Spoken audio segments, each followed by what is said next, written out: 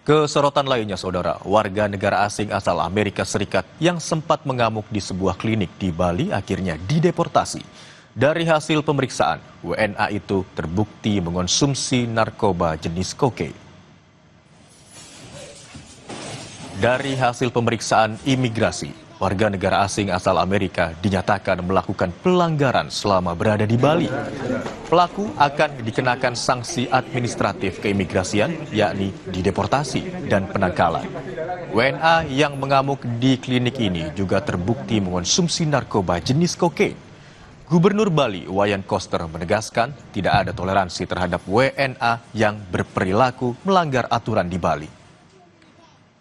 Kita memang positif menggunakan narkoba dan kami sudah melakukan pendalaman ke yang bersangkutan menggunakan narkoba. Di sini jadi positif THC dan kokain, gitu ya.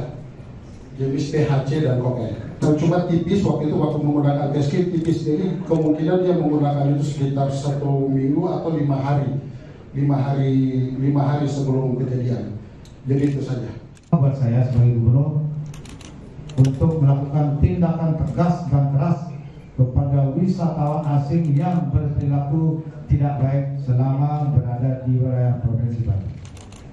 Jadi tidak ada ampun, dan kita berharap apa yang terjadi hari ini, deportasi yang dilakukan hari ini, itu akan menjadi pelajaran sekaligus memberi peringatan kepada semua wisatawan asing yang berkunjung ke Bali agar patuh pada hukum, menghormati budaya dan kearifan lokal Bali.